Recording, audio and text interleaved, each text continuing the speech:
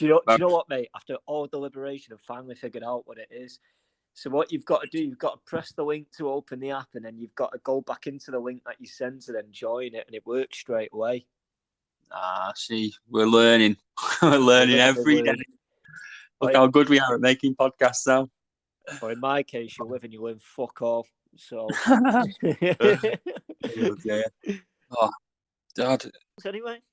Yeah, not bad. It feels like a long time since we did one of these. It's only been a week. This is the funny thing about the podcast now. So me and DJ speak quite frequently. Now that we do this, we just speak once a week on this podcast. So it's all right, keep all bottled up. It's ruined our relationship. So any listeners, you've fucked our relationship up. It's your fault. Fucking that way. We got to talk quick as well. Like I've been told of like 3 random people. It's like, yeah, it's too long. Like, okay, we'll just. I don't know what. To be honest, you've got to agree, though, aren't you? Because the best podcasts about the maximum an hour, aren't they? To be fair, so I think when we get to, I'd say so. I think the best podcast that I watched, they max it out an hour, and it leaves you wanting for more, doesn't it? Yeah, true. Yeah, I said I'd try to do half an hour tonight, so we'll see how that pans out. Half an hour. Oh my God. Yeah, right. Exactly. The thing is, once you start getting into stuff, like I look at the timer on the little thing, it's just like 55 minutes. I'm like, for fuck's sake, we've got like 3 more things away to talk about. I tell you what, tonight we'll do a 5-minute podcast and see how they like that. But it'll probably be a highest viewed podcast. This is more like it. Yeah. Oh. No, it's it's good to get started. I think I want to start with obviously a big win for Wigan during the midweek against Accrington with an unbelievable free kick. I saw that free kick. Oh, it's unreal. Good for Bennett as well. He's just come back from a long-term injury, but yeah, what a goal.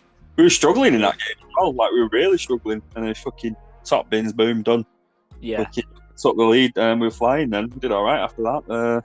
Josh McGuinness scored again, so yeah, not bad. Going well. Got Lincoln tomorrow. I don't know. I fancy us to just keep ploughing on now, to be honest. I can't see us stopping now, really. And I'm very mentality to win games there, isn't it? I think, obviously you look at Rotherham and MK Dons, especially their form at the moment is just amazing, isn't it? Like they're consistently picking up the points at the moment. Granted, like you were saying, their style of football kind of warrants it. And, I think this is the point now where I kind of wonder, obviously, let's say Rotherham, Wigan, MK Dons go up. Who's most likely to come back down? Because I still think, like you were saying, don't think Wigan particularly play the best football. But if the mentality is there and they can get the wins, you never know where it goes. Do you know what I mean?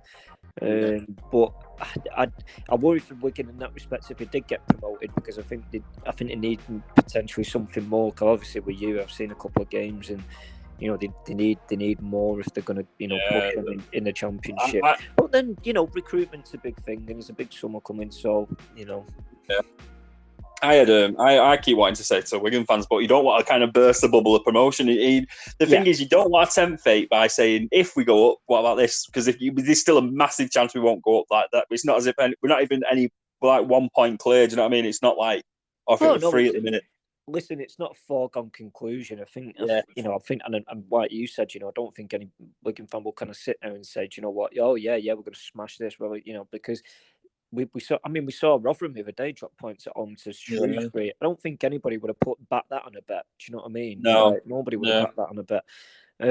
So yeah, it's listen, at the end of the day, Championship, League One, League Two, these leagues, anybody can beat anybody. That's the beauty of it. But it only takes a bit of consistency to really crack on. And I think MK Dons have found the form at the right time. Whereas Rotherham have dropped points probably at the wrong time. At the end of the day, they had to step aside and compete in the cup, didn't they? So I feel like we're kind of doing it on the quiet. I feel like MK are in this amazing form. Rotherham have been favourites since the start of the season. And one of the things that I'd point out where it goes, we're clearly doing it kind of under the radar, is that Liam Richardson hasn't yet again won Manager of the Month. again, he's not won it once this year. We're top of the table by 3 points, and Liam Richardson has yet to win the Manager of the Month award. Does that, just on a serious note, does that bother you? Because no, not in the slightest. No, no, because I could not give a fuck. Honestly, I don't. No, care not a chance. No, I was pointing up that we've kind of flew under the radar, but no, because there's obviously a bit of a well-known thing in football, like the curse of Manager of the Month. Normally they go on a bit of a dodgy spell after winning it, so no, I'm happy with it.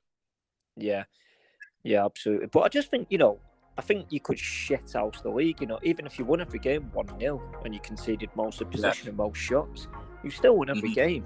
Do you know what I mean? Everybody could come to you and say, oh, well, we played better than you. Yeah, couldn't give a fuck. We got the 3 points, so come on. So, like, it doesn't matter. It really doesn't matter at all. But, no, good in that respect.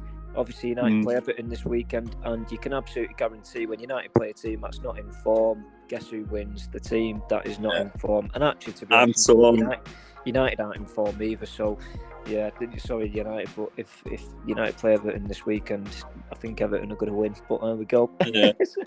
I am so torn because I love like kind of shithousing and winding up United fans, but at the same time, the thought of Everton going down, I think for once this week I kind of want United to actually win. Like, I normally enjoy United's demise because I find it funny, but can we just rewind to your previous podcast when you said you used to support United, but we won't go there with that. I think it's one of them things you fall out love and that's it you hate. So it's a blurred line, love and hate. Listen, it's a very tough love at the moment, honestly. I mean, I'm seeing all the right things on Twitter. I've seen today that Eric Ten Hag wants to have full control over the recruitment if he gets employed. Is that true or not? We don't know. Is he going to be United's manager? We don't know. But for me, seeing stuff like that is music to my ears, because recruitment for the last 7 years has been diabolical. And I think if he has full reign on recruitment, it means we don't spend 80 million on shit players. We spend 10, 15, 20 million on young players who aren't quite there, but we develop them to make them there. And that's music to my ears, because of there's United fans that want to go for the marquee signings all the time. But for me, I'd rather sign as young players and bring them through and develop them every time. And I think me and you've talked about it loads of times in the past in terms of like Football Manager, because I said at the time, remember when Yuri Tillmans went to Monaco from Anderlecht for like 10 million? I remember tweeting saying he'll go to a top flight Premier League club for like 30 odd mil, and he did. Like a season later to Leicester. And he's like, how was someone who's just sat at home playing a computer game noticing these little things and thinking, why have you not signed him? And then top clubs aren't going, hang on, we'll sign him, loan him out and stuff. Like, I don't know what happens there. So if you ever wanted signing advice, should I say, just listen to DJ and go on Football Manager and just sign whoever's going to be got great potential. How many?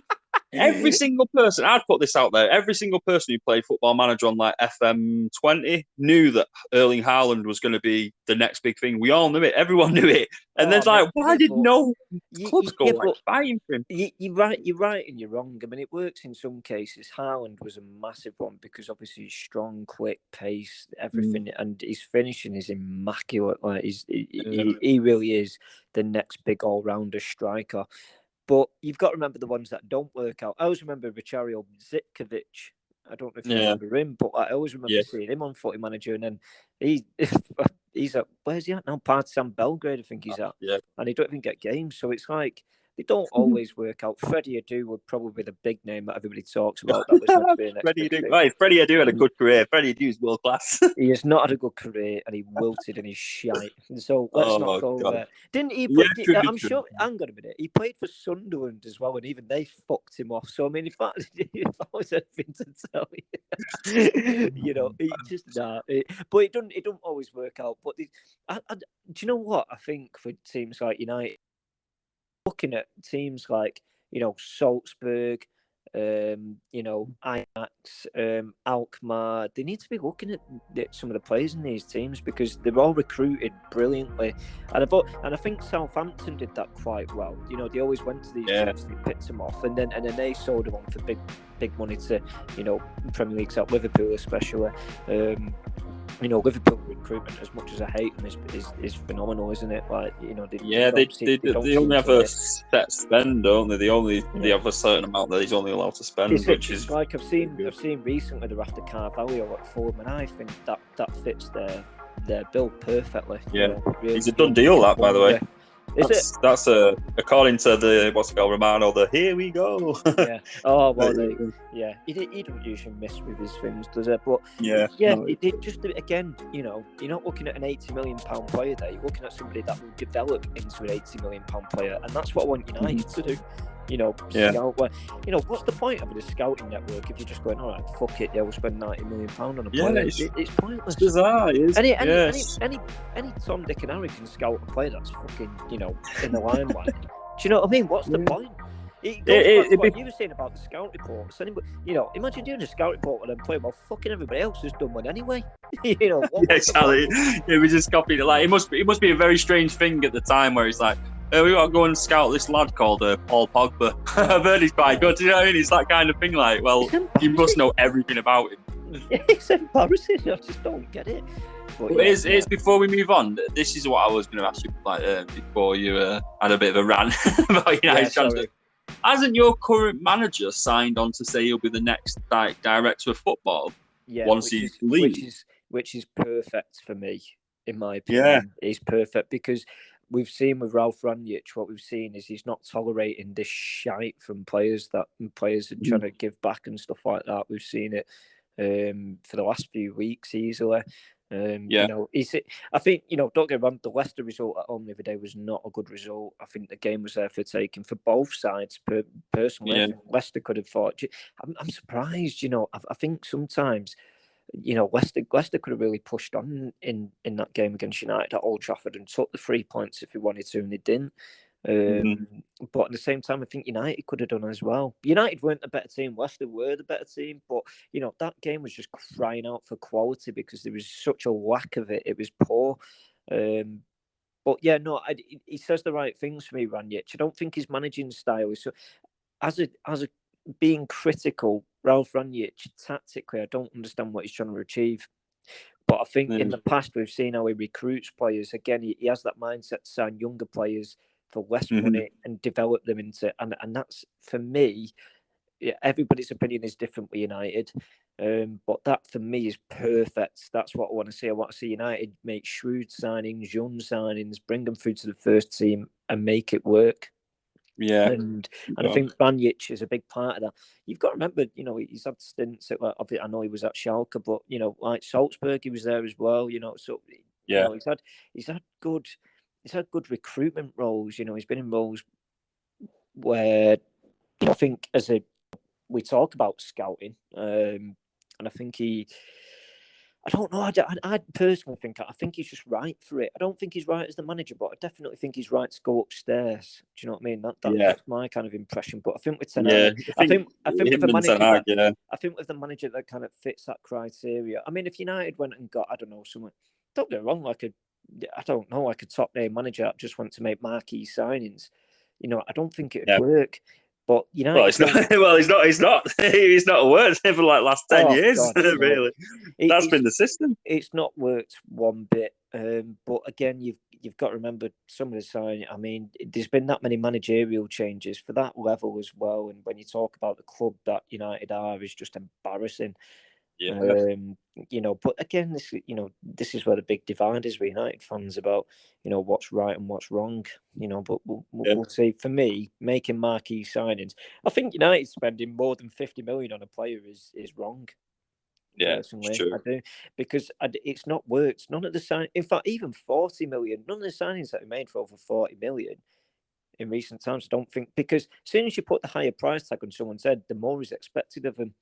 Whereas I think if you put a lower price tag on them, there's not as much expected of them. And some of United's best players in recent years have been the homegrown players. Yeah. Rashford's not had a great season this season. I think everybody would accept that. But last couple of seasons, he's definitely been, a player that United fans want to see in the team. McTominay as well. I'm not saying he's the best player. I don't think he is. I like McTominay, but I've been a fan for him for a good while now. I like him. Do you know what? He's not the best player, and he does make mistakes, but at least he fights for the badge. Do you know what I mean? And you can't ask for more than that. United, want. I think United need a bit more of that. United were built on them kind of players. United were like the Fergie time were built on fucking John O'Shea's and Darren Fletcher's. Just mediocre players. Mediocre is a bit harsh. Obviously, it's Premier League level, but it's like these are players that, without doubt, people, who you can have John O'Shea or Danny Alves. You're going to call Danny Alves all day, aren't you? But just you get the best out of them. And. Yeah, it'd be nice to see that again, and it's just not happened again. We've made countless terrible signings, but yeah, maybe it'll be right. I tell you what, I appreciate Van Gaal for that. He generally tried to bring through the youth system. Tom Thorpe. I was in Tom Thorpe's form in school. He brought him on. He played one game. I'm fuck knows where he is now, but I was in his form and he played once for United. I think he went India with Teddy Sheringham. And then I don't have a clue. I had him on Facebook for a while, but then I think because he obviously wanted to make it all private, so fuck knows. Yeah. And he brought him through. He brought a few others, didn't he? It's it makes me happy seeing the fact that we are, because I think if we went to Pochettino, we'd have that similar thing again. The same again. The same. Try and calm down the egos, and you're not going to. I'm sorry, you're not going to. The best thing you can do is accept your losses, fuck them off, and move on. Because I think it's true. United fans might hate me for this, but I would drop every single first team starter if I had to put the youth players in who would actually show fight and passion for the team. And you're not going to win every game, no, you're not. But you'd see more exciting things. They'd try more. I want to see fight, and I don't see that in particular players. I see it in a couple of players. I see it in like Fernandez. I see it in McTominay. I see it in, but Fred. I see it in. But I don't see it in other players. It's just like, oh, well, we drew today, fucking boo-hoo, 200 grand, see you later, bye. You don't see it. So, I'd much rather see that. But anyway, I digress. Let's move on to that was. This is exactly why we have problems with how long our podcasts are. That was like a 15-minute digression. We were going to talk about football formation, and I looked and I thought that the history of them, and obviously the first recorded, noted down football formation. Would you be able to guess? Well, I'm going to go 4-4-2, but I feel like that's wrong. Oh no, he couldn't be much further off. I didn't know this. I think I might have seen it somewhere before, but it was a 2-3-5 formation. What? Yeah, 2 centre backs, 3 centre midfielders, and then just a flat front 5. They called it the pyramid formation. 1887, and both teams were playing it. Blackburn versus Sheff Wednesday, both playing a 2-3-5 formation. That kind of football would be insane. How mint would that be? We do a lot for the Premier League, but fucking hell, let's just say one Premier League weekend a year, everybody has to play that formation and just go for it. Stick centre halves up front. Fuck it, put Dorico up front for a laugh. Why not? Let's just. Why not? I'm looking at it now, and I'm thinking, I don't know if it could kind of work. Like a team like City could definitely, I think, make it work, especially when they're playing against Madrid. The thing is, formations are so much more adaptable in the modern game that it wouldn't end up being that, would it? Because you would be that probably be attacking, but defensively you wouldn't, would you? You don't. I mean, it's like Kyle Walker. You see him play like City, but Kyle Walker, he could run up and down the pitch all day, every day. His fitness level was incredible. But obviously, in the defensive side of things, he'd be straight back in. So then they'd end up with a back 4, wouldn't it? Potentially. Looking at it laid out, I think in the modern game it'd end up just being a 3-4-3. One of the centre mids would drop into centre back, and then them 2 wingers who are so far up the pitch would surely have to track back, because then the other wingers on the other side would be just fucking boltering. And then it kind of just seemed to go from that, and then it went from that for years. So I think they were playing that. The next line of inquiry, the next line of formation seemed to be in 20s where it was a 4-5-1, but apparently that was boring. And then in the 50s to 60s, 4-4-2 reigned supreme. But surprisingly, because of Brazil, I was expecting fucking Really? England 4-4-2. Yeah. But anyway, yeah, apparently. I think when you think of 4-4-2, you just think of absolute like Brexit football, don't you? Like Sean Yeah, well, Dyche, yeah. Children, and like thinking. But that that's football, though, isn't it? And it does when you sit back and actually think of it, it does make sense because you look at how formations have changed in the Premier League over the years. I think back to like when Chelsea won the league under Conte and they played with a 5-3-2, and everybody was saying it was too defensive, but your wing backs were straight in the midfield. So effectively on the attack, you'd have effectively like a 3-5-2, where your two full-backs become wingers to a degree because they're right up the pitch, and they've got the pressure on to overload at the top of the park. So you see how the formation change. Obviously, right now we're seeing with Liverpool and City, you've got 4-3-3, but it's more dynamic, where your centre backs, if your centre backs press and they move further through the field and overload the midfield, where effectively you've got like a 2-5-3 effectively, because your centre backs are pushed on, your full backs have sat deep because they'll always have a two sitting back, but they'll have the wing backs and the centre backs that push into the midfield. So then, as the other team presses out, they've got nowhere to go because there's too many players in the middle of the park. I'm thinking of City in that respect. They do that really well. And this is why teams can't handle it, because there's such an element of unpredictability. And I think the only teams that can handle it are the teams that play five at the back with quick players up front. Because you've seen United play against City. They're definitely not the better team, but they'll go and snatch the win because they'll sit back, absorb the pressure, and burst it up the park, reserve the energy and burst it up the park. So, the adaptability of the formations is crazy. But yeah, there's definitely been. Sorry, go on. I've got another thing here. What do we call it? What's he on about? Oh, it's all changed now.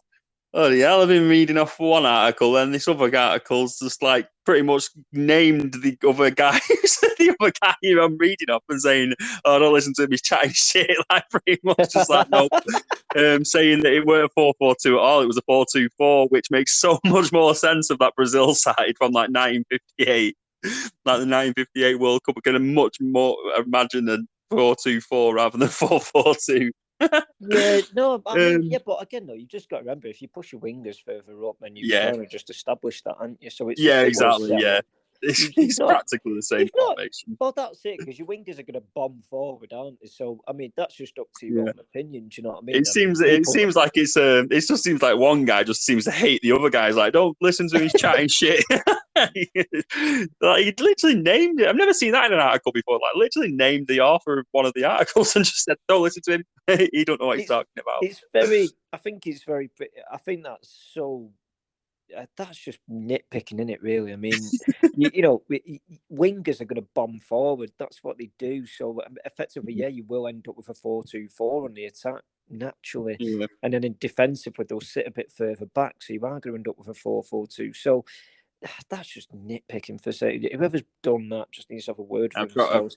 I've got one for you though. The two probably like. I'd say you're a United fan, so it's biased. So it's an hard one to say. But just say the other team who's iconic for a 4-4-2 is probably one of your teams. Is the Diamond 4-4-2 of AC Milan. And I was going to say, right, if you had to pick between the battle of the formations, the 4-4-2 AC Milan side, you know what side I'm talking about? Oh mate, yeah. Or the 4-3-3 Barca side with Messi, Neymar, and Suarez, like that. That, oh my God! I mean, you've got to remember. So that Barca side, because United were beaten 2 Champions League finals by that Barca side as well. So under Guardiola, and the play, Xavi and Iniesta in the midfield. I mean, it's just a Busquets to hold it. Don't get wrong, I can't stand Busquets, but he was so intelligent. He'd take a foul. It wouldn't be a foul, but he'd take it. He'd convince the referee. And the defenders as well. I think Puyol was in that team as well, and I just think he goes under the radar. Jordi Alba left back, Dani Alves right back, PK centre back. And Xavi and Iniesta making it work, and then obviously going forward. Neymar. Not the PSG Neymar, but I honestly don't rate it. I might get slated for this, but I really don't rate PSG Neymar at all. I think he's absolutely shite. But like Neymar of Barcelona, when he had the hunger, was amazing. Obviously, Messi speaks for himself, doesn't he? And you could pretty much put any centre forward there. Do you know what I mean? But Suarez, as much as I can't stand him from his Liverpool connection, Suarez, Messi, and Neymar was that was absolutely insane. You flip that, you go to Milan's team of the mid-noughties, obviously just. Oh God! It's just incredible. I've got the diamond. I've got the diamond in front of me. You don't even need to read it out to me. I know it in the back of my head like it's no tomorrow because it was just so good. Like you've got Maldini and Nesta at centre back, and then your fullbacks could change. You'd have Zambrotta. The midfield is the interesting part because Gattuso was a general in that midfield. People talk about Roy Keane, and don't get me wrong, I love the fact that they talk about Roy Keane because I love Man United, but Gattuso, oh my God! I just don't think he gets talked about enough. Gattuso was so good, and then alongside him, you got Pirlo, Seedorf, Ronaldinho sat in front. You could just go on, and then obviously up front you could rotate it. Shevchenko obviously is the one that I think of, but well, I've not even finished the midfield because you've got Rui Costa as well as like the other as well. No, the one I've got is the classical. I'll read it out. Is the Dida, Stam, Nesta centre back, Maldini left back, Cafu right back, Pirlo in the hole. But I put Gattuso in the hole, like just in front of the defenders. Pirlo, Seedorf, and then Kaká as the 10, and then Inzaghi and Shevchenko. I've not even mentioned all the players. That's the thing. I've not even mentioned everybody. And again, you rotate the team. The subs that he had though as well. I also remember Christian Vieri never getting a game. just mad. If you off the fence, if you had to choose one of them two sides. Oh God! What do you mean? What? Who would win? Yeah, if you plot them against each other. As much as I love Milan, I'd have to go to the Barca team. Yeah. Do you know why? I just think it's more dynamic. Think it's more dynamic. Guardiola's incredible, isn't he? Like, I know he spends shitloads of money, and people will divert from that fact saying his tactics are incredible and stuff like that, where he does spend shitloads of money, and it should be highlighted. But he's that team where he came into a team where he actually. I can't say he built it himself, but he had the right team where he didn't have to invest loads of money in. And it was there for him. Do you know what I mean? And he knew his style. He knew the team was good enough. The team was always good enough at Barcelona. It was incredible. Whereas with City, obviously, he's had to spend loads of money to kind of get it close to that. And even then, can you argue it's close to that? I don't think this City team has the same mentality as that team. No, it's like all conquering that Manchester side. Yeah, I don't know what it is, and call me biased for this, and City fans will call me biased for this, but that Barca team was iconic, and I wouldn't call Pep Guardiola's City team iconic. Because you can kind of defend yourself there, because I wouldn't really say his Bayern Munich team was iconic either, really. I think Barca's where, if I think of Pep Guardiola, even though he's at City right now, I still think of Barca.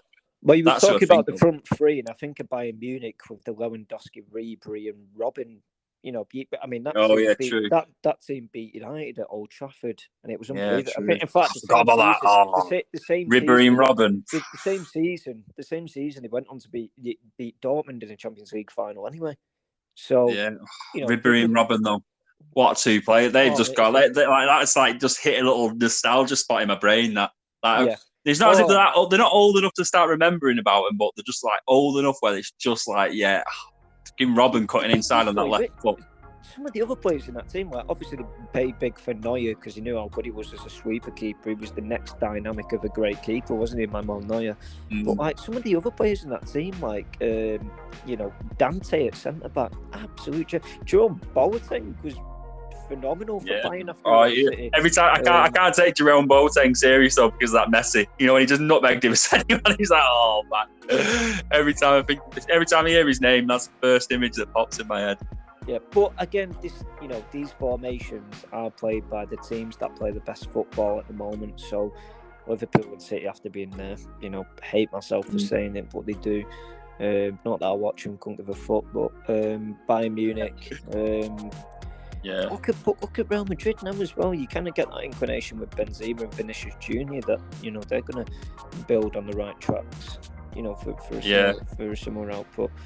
It does seem the formation of the minute, doesn't it? It seems to be the all-conquering formation of the minute. Yeah, it's an interesting Champions League because I think all the teams in the Champions League could argue play phenomenal football.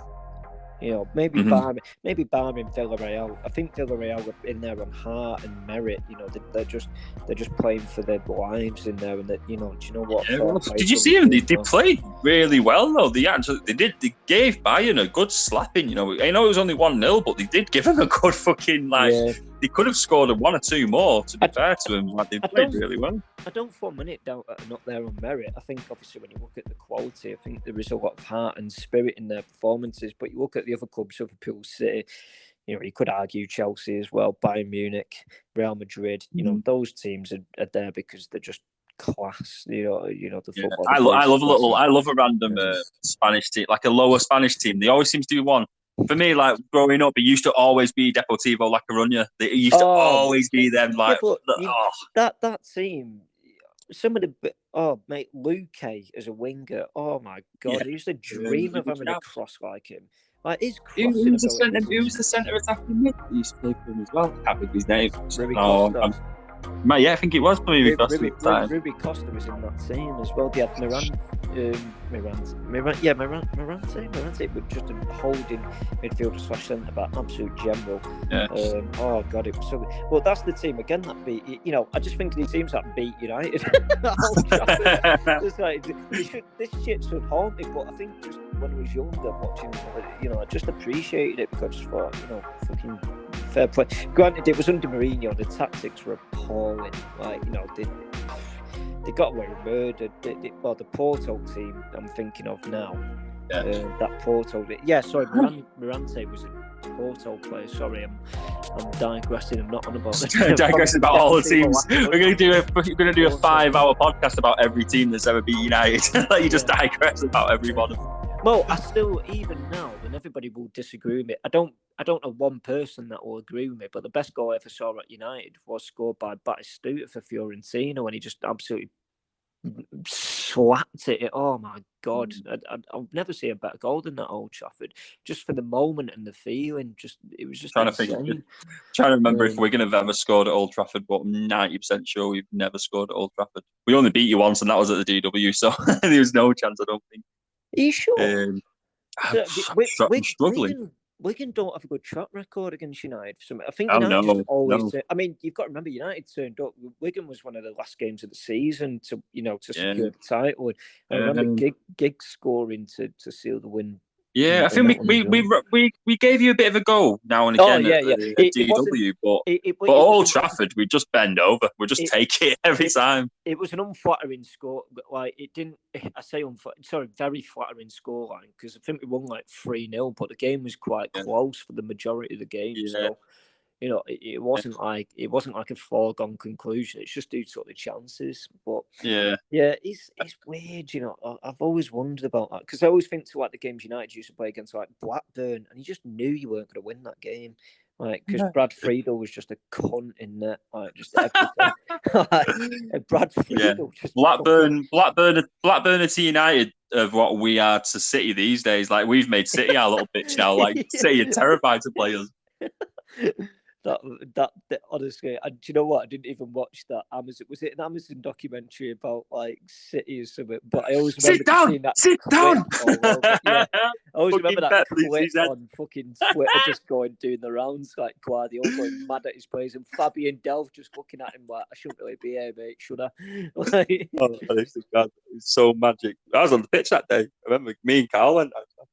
Yeah, Good, it did. good crack. Do you know what made me laugh? I think shortly before that, Fabian Delph was like, wasn't that the season where he said he was committed to Villa and then fucked off 2 weeks later? Yeah, I think so. Oh dear. It's just, oh, what a dick. God. Never mind. What a dick.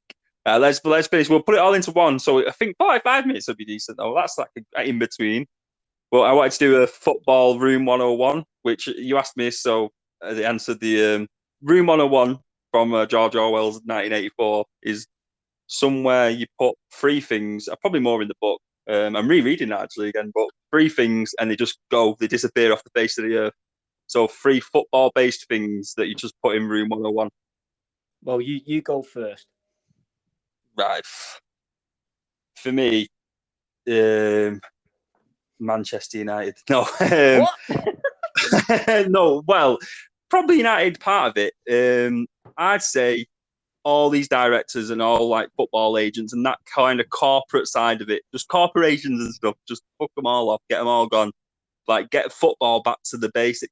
Because again, we're seeing this come up again that they're going to have a Champions League space given to historic clubs, and it's like, oh God, it makes me cringe so bad. I've never heard it. You know, that's just the European Super League creeping into the Champions League. That, yeah, but it is though, isn't it? That there's no merit in it. You've not earned it. You know, I knew they're going to pick because they picked Tottenham for the European Super League. They've won fuck all for 30 years. Yeah, no, it's awful. What the hell? Yeah, so like whoever's coming up with them ideas, that's my absolute number one. Like, there's a lot of other little niggling things, but I don't want to take them all because I know that you probably got three big ones that you just want to rip into. But that one for me, that's definitely the top one. Right. The second one, this one, I don't think yours. You just yours. Right. Well, no, to be, I think they're the same. If they're the same, then they're the same. But you've got yours. Right, well, I don't think this one will be the same because this will have no effect on you. But crowd nonsense, man. Just people who bang on about being a big crowd and have a bigger club because they've got more fans. Sunderland, the biggest ones for it. They think that they deserve automatic promotion from League One because they've got a big crowd. It's like, who gives a fuck? There could be one person in your stadium, and it doesn't mean your team's gonna be shit. Your team could be amazing. Like. All going wrong. We just did that. Cut me off. What happened? I don't even know what happened. I don't know. Fuck's sake. This is going to be like a hard transition because I was literally mid word. I was about to go off, but this whole obsession with fans and just you know who pushes it, and it seems to be pushing it a lot. These Twitter pages with away days, and they're like, oh look. You know, Accrington took 300 to Wigan on a Tuesday. It's like, who gives a fuck? Like, no one cares. But then straight away, other rival fans jump on it like, ha ha ha. And I don't think it would affect United that much because obviously you are a gigantic, probably the biggest club in the world, so it don't really affect you. Yeah, but do like, you know, League One, it's just... you know, it don't matter where you're from and stuff like that. You know, Accrington, for example, for them to, you know, take fans to an away game, you know, Accrington's not a massive place, is it? Do you know what I mean? But I'm so sure some of the football, you know, gets them there on merit. So, you know, enjoy it while you can. You know, like, exactly. I just think, like, Sunderland should know better. You know, they've been in the Premier League for numerous years and, you know, and had some great results in the past. And yet they're back in League One because they're shite. You know, so, you know, you've got to appreciate why you can. United dominating, you know, football for the best part of nearly 2 decades and more than that is, you know, something that I'll cherish forever. But I never take it for granted. And I think you'll get these people that follow you when you're good and will fuck off when you're bad. And I'll never be one of them because you're speaking to the right guy there, bloody hell. Like, Wigan fans know that best, mate. We used to get like a solid like 20,000 in the Premier League, and now in League One we get like 9,000. Yeah, so it's do you know what though? I bet those Wigan fans are quite happy to say to the other ones that turn up, "Fuck off, dickhead," because you've turned up when we're successful, and you don't want to know when we're not. It's embarrassing. That's not loyalty. And you know what? Half of them fuckers could go to the game as well. They could go this weekend if you're playing at the DW Stadium. It's just like, oh no, I'm not watching Wigan with shit, blah blah blah. Yeah. Fuck off then. Do you know what? I'd actually ban him. I'd do the same with United as well. I'd fucking ban him. It's like, oh well, you didn't watch us when we're shit, so you can fuck off now. Because that's not support. That's not supporting your club. You don't support your club just when you're good. It don't make difference. You know, it's like when these fuckers turn up at the FA Cup game. Oh, we're going to play in, I don't know, Liverpool at Anfield. Mhm. But I bet you Be there's loads of full fuckers that never go to a DW Stadium on a Wednesday night that will turn Yeah. up in that away end. Do you know what I mean? 100%, So mate, yeah. it just like, no, see you later, fuck off. And this is where I feel sorry for loyal fans, is because Yeah. you're taken for a ride by these fucking day trippers. It's not. Yeah. It's not. No, It's not on. true. I can't wait to get to yours. This is on mine, and you still worked up. You've got some angst this week. Oh, You've mate. got some anger. Football the last few years has been wank, and it really has cut these bastards apart. Honestly, I can't. There's so many people I despise in football. It's embarrassing. But yeah, sorry, crack on. All right, yeah. My third one before we get to you is like these celebration routines. Like I just fucking can't stand them. Like the little dances. I don't like. For me, a football celebration should be knee slide or some little like hand gesture at best, whilst you're like running towards the away end or running towards your own fans, going to the corner flag. But then some of them are doing these little like freezes, are doing little dances, and the worst one was Iwobi. That, honest to God, when Everton won the other week and he scored in the last minute, and instead of diving in with the crowd and having a laugh and doing whatever, going mental, he just kind of stopped and did this little weird dance. I was like, what the fuck is that about? Like, that's not football. That's not anything to do with football. What's that? That's just you trying to sell yourself. Yeah. No, it makes me mate, sick. Griezmann's worse for that. Fucking Griezmann, mate. Griezmann, Pogba, they're all. Oh, mate, they're all. I don't know what. It's like somebody puts a fucking dance floor in front of them, and they're thinking, "Oh yeah, fuck it, I'll have a laugh." It's not. Yeah. Nobody cares. Nobody cares. But... right, here we go. Right, I'll set you up. Here we go. Jonesy, your football room 101. Off you go. Right, not in any order, but the first one is when you walk on a pitch and doing that fucking like all your religious shit on the touchline. What? Why? God does not give a fuck if you win or lose that game. He doesn't. He does not care. God does not care if you win or lose that game. So why are you coming on giving it all the fucking religious symbols and all of it? Oh, mate, it's such a bugbear of mine. And then they celebrate and they do the same. It's just like, oh no, just enjoy the moment. Wait, do you mean the cross like kiss like and then they kiss the hand? Yeah. Why? What do you think God's watching? You're thinking, yeah, good luck, son. Yeah. Go out there and smash it today, mate. Yeah, good luck, my mate. Yeah, the worst ones are the ones who are like they practice clearly unreligious stuff. They do a lot of stuff that obviously religion ban, and then they still do these like, look how nice of a person I am. I'm praying after I've scored. It's like, what the fuck? I respect anybody that has a religion, and I respect anybody that follows it. But just bringing it onto a football pitch, I mean, it's just what's the fucking point? I can't wait to one day like it'll come up. Crazed fan at Anfield storms the pitch and knee drops Mo Salah after doing a prayer. Do you know what? Right? If I see United players score a 92nd minute winner against Liverpool at Anfield, I don't want to see him praying to fucking God and thanking him for it. I want to see him steaming to the away end. So no, fucking no. I don't. I'm sorry, but what? Nah, we're the fans. We're the people who should. You're on that pitch for a reason. You're there to entertain us. That's what we pay you fucking money for. So doing that just winds me up. Why? Yeah. Why? Just absolute dicks. Just wind it in. Yeah. Wind it in. What's your next one? Right, number 2, and this is probably my biggest problem. Football Twitter. Yeah. Do you know what? This isn't one avenue. You could come off a motorway and take every fucking A road off this. I thought he was going to say. To be fair, I thought it was going to be football fan cams. To be fair, so. Oh, mate, well, taking out the ball. Number 3, but yeah, let's get started on number 2, shall we? Right. I had a notification on Twitter the other day about wanting to buy people's NFTs. Oh. Why? I don't listen. I'm a working class human being that's being offered fucking to pay money to some rich bastard who's already well off. I don't want Luke Shaw's NFT. He's played 3 games this season. He's been wank. Why the fuck would they then want to endorse him? Go, oh yeah, your classmate, really good how you play. There you go, there's 50 quid. I'd love to have your symbol on my Twitter profile. Fuck off. Yeah. No, just get on with your football. Stop being a little bitch. And just fucking, oh, mate, honestly, one of the biggest mind-up merchant. But Twitter in itself, one of the big, I've gone with the wrong avenue here, because the main avenue, what I talk about football Twitter, is football profiles hidden behind football players' faces with no direction of who that person is. And I think these people need to be held accountable. And this is where Twitter needs to step up, because there's too many fucking clowns on Twitter, right, that can just hide behind these shite profiles, like, I don't know, Martial Majestic, something shite like that, when he isn't. He clearly isn't. He's shite. But they're hiding behind a profile like that and saying, we need to get Martial back in United's 11.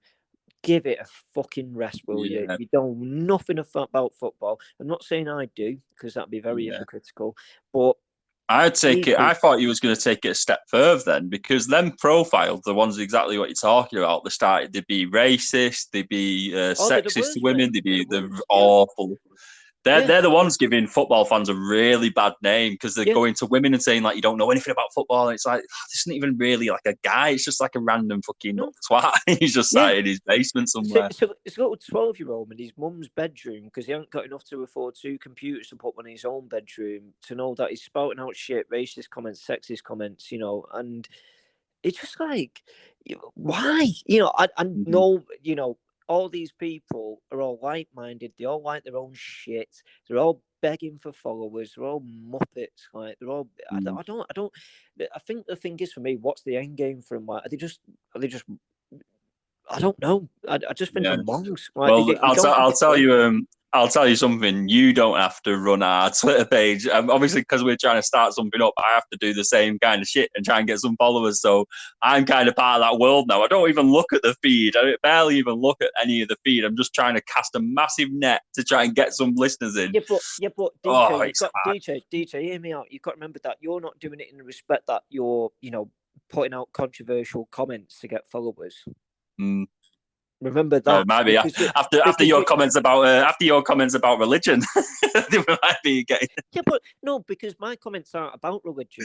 My comments are specifically based on doing religious gestures on a football pitch. I've got no issue with people being religious and following religion and embracing that lifestyle. It's good, and I'm glad you found your way.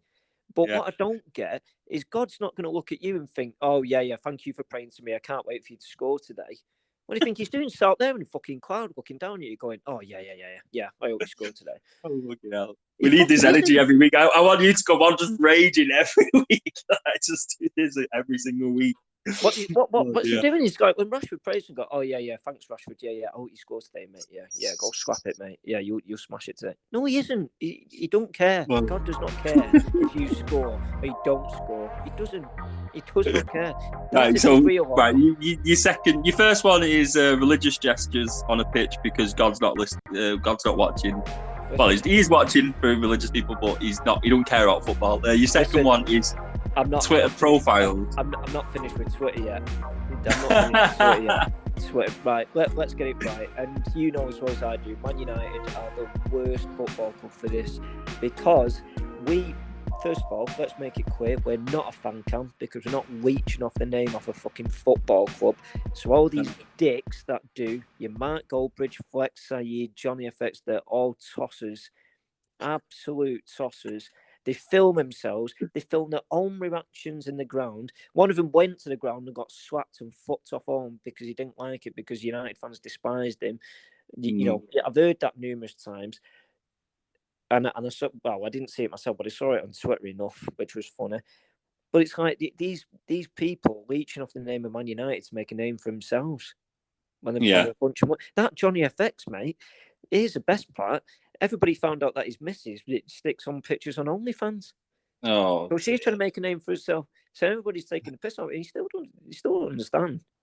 Jesus Christ. But this is, these are the kind of fans. That'd be a hard pill to swallow. That one, if finding out your missus is doing an OnlyFans. Like, yeah, but this guy isn't embarrassed by it. That's what's embarrassing. Everybody's embarrassed for him, barring him. He don't give a shit. Everyone's at their own. If you do an OnlyFans, like fair play. Like now and again, if I look at my bank account and if I was like, for our female, I'd have the second finger. Yeah, whatever. That's fine. That's fine. Do what you want to do. But the fact of the matter, the point I'm making there is both him and his missus are leeching off different things to try and make ends meet. But I think, you know what? It's not the only factor. It's not his missus. It's the fact that he deliberately says controversial comments. Like, he's been known to say Bruno Fernandes is shite. Well, he's had a couple of bad games, though. I can get that. But he's not shite. He carries through last season. I think any football fan, any normal common knowledge of football knows that Bruno Fernandes did not make Man United shite. Because when you look at a player that's been there for a couple of seasons and he had a phenomenal season last season, so then and then he says Paul Pogba's the best player in the world, who's had no good season at United, not one. He's had a couple of good games. He's not had a good season once. So then go off that is embarrassing. But who's that? Talk of like the last one I'll bring up on the Twitter one. Who's that? It's like reminds me of an old man for some reason. In my head, he's an old man, but I think he just hides behind United badge, and he just always says, "What's the phrase?" He says something like, "Hope this helps." That's it. He always says that at the end of his tweet. He always says some little remark and goes, "Hope this helps." Again, that's another. I think it's Mike LUHG, he's another tosser, so he's an absolute clown. He's so fucking full of himself, that guy. He's not even in it for the money. He's just in it for the likes and the retweets. Because you look at his comments, no United fan agrees with what he says. No United fans that go to games agree with what he says. Not one. Not one. I don't know. It seems like he's absolutely full of himself. He'll say shit like, "Rashford's never won a Premier League. Hope this helps." It's like, what's going to price a fish? Like, you know.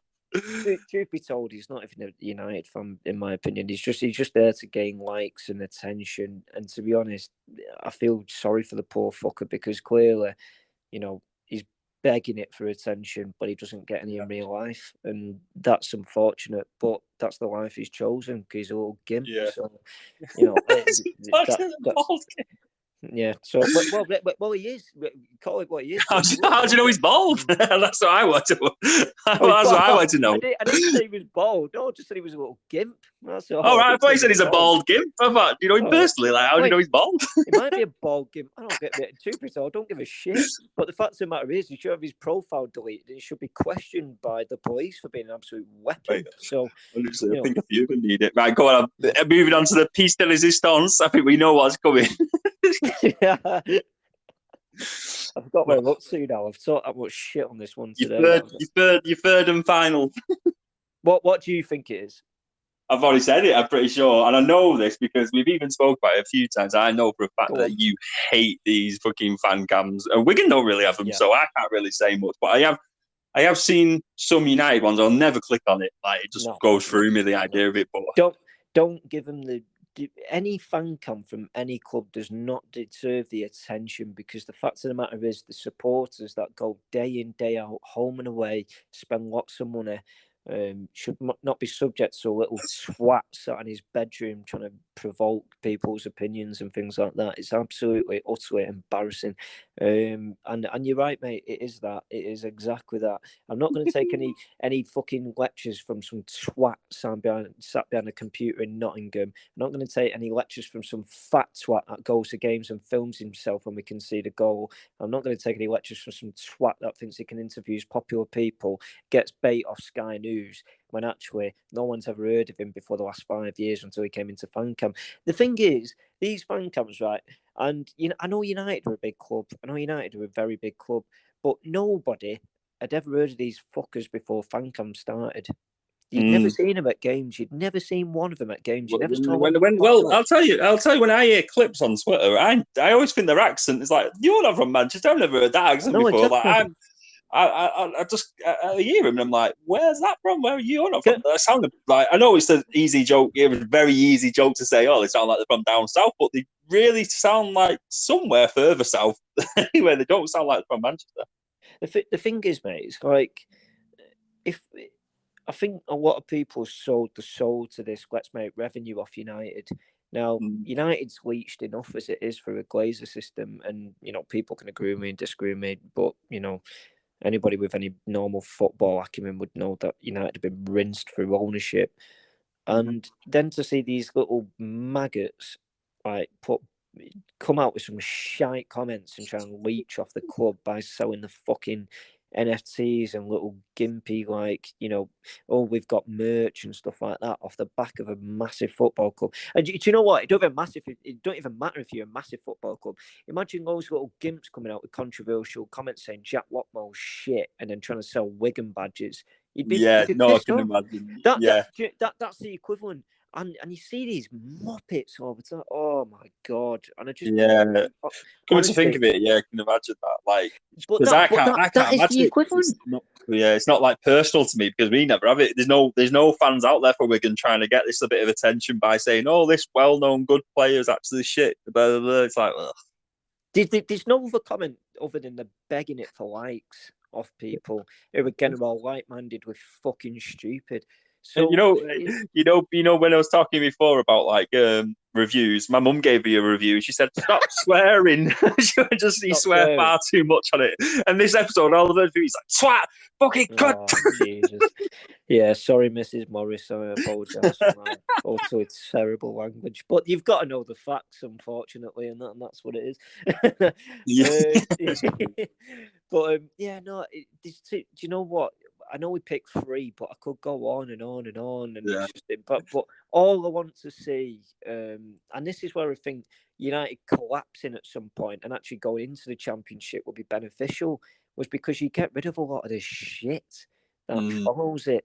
I know it sounds crazy. It's like, what, are you asking United to get relegated? No, I'm not. But I would, first of all, from a supporters perspective, United going home and away in some Championship games, Nottingham Forest, Derby, Huddersfield, it'd be mint. It'd be absolutely mint. I'd love it. Following United in the Championship would be mint. I'd buzz off it. I'd spend thousands. I'd go in debt. I'd fuck my life up. But it'd be mint.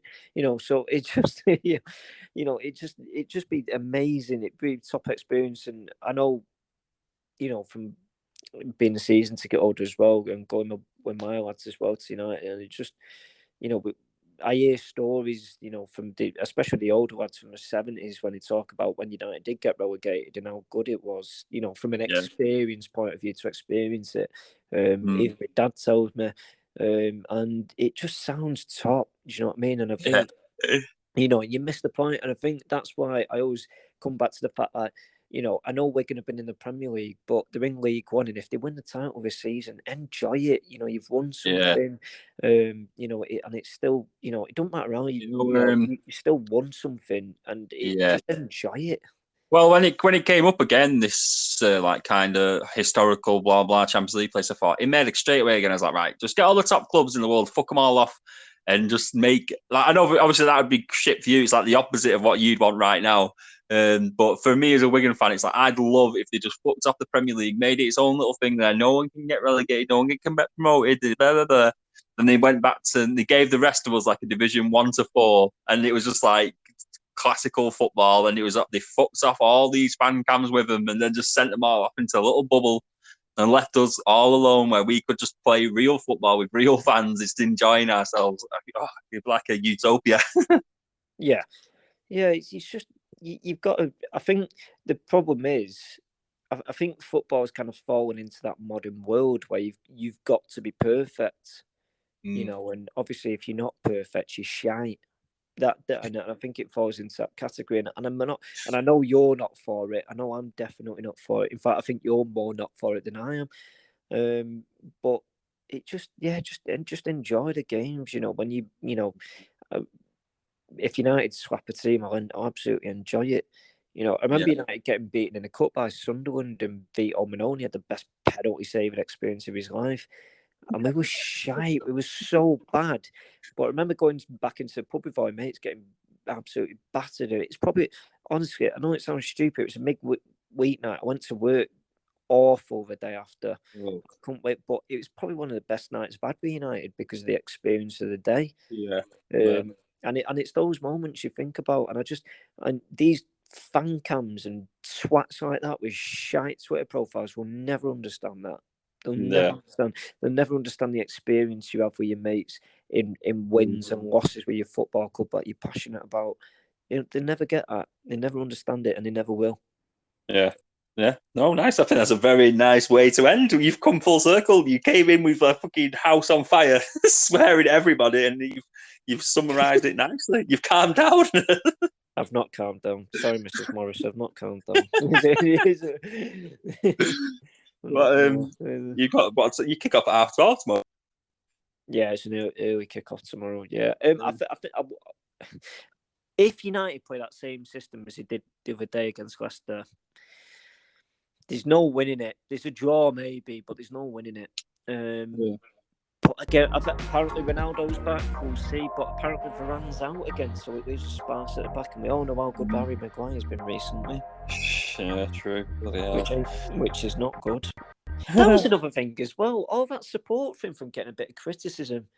We didn't talk about this. You're a fucking football player. Like, yeah, you earn shitloads. You know, don't get wrong. Everybody can understand bad form, but all this support. I'm not being tight or anything, but everybody was acting like he was dead. Yeah, no, and yeah, I know what story you're talking about now, where he was like, like was it Harry Kane? All the England players coming out saying like, "Don't boo him before the game." Rice, you know, yeah, hey, that was strange. Listen, hey, let's have it right. I think we can all agree Harry Maguire's had some very good games for England, and there's no doubt about that. Granted. But then, you know, as working class human beings who find it hard to get by and survive and actually go to football games, you know, for all them fuckers to come out and say, "Oh yeah, you know, I think it's disgraceful that you booed your own players and stuff like that." Yeah, listen, as a United supporter, I think it's always been lectured to me that you don't boo your own players, so it's not something I would do personally. I'd never boo my own players. Yeah, but for then all this support from like management and players, I just think it's embarrassing. Like, yeah, it is embarrassing.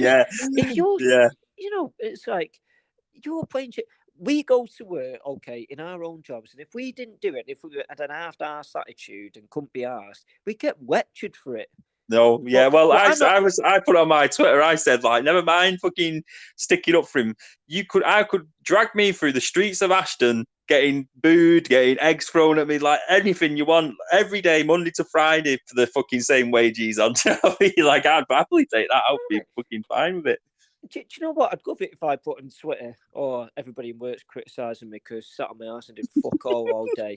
And I'm getting all these retweets from people with 200,000 followers saying, "Oh, yeah, feel sorry for you, Jonesy, mate. Yeah. I hope you get well soon. All the best. You take care, mate. You know, but we're all here for you. We're all behind you. Fuck off. Like, if you don't do your job, then you fucking rightly should be criticised for it by the people that you are there to represent, which is the fans." Yeah. So don't come out with shit like, "Oh yeah, you know, he's our captain, he's our leader, blah blah." Fuck off, he's playing shite. So pick your game up. Go. Roy Keane made a good point about this the other day. Don't get wrong.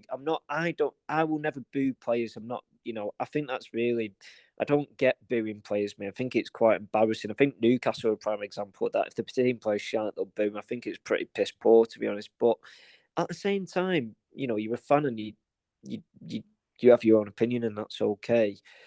But yeah, it just backing players when they're playing shite. Right, sorry, going back to what I was saying, Brian Keane made a point about, I think Harry Maguire needs to go back to his basics and just get the basics right. And I think he's right. He needs to revisit his basics, understand his positioning a bit better. Because Harry Maguire's had great games. So, you know, if recapturing that form. But I don't know if United fans will agree with me on this, but I don't think he looks interested in trying to return to that.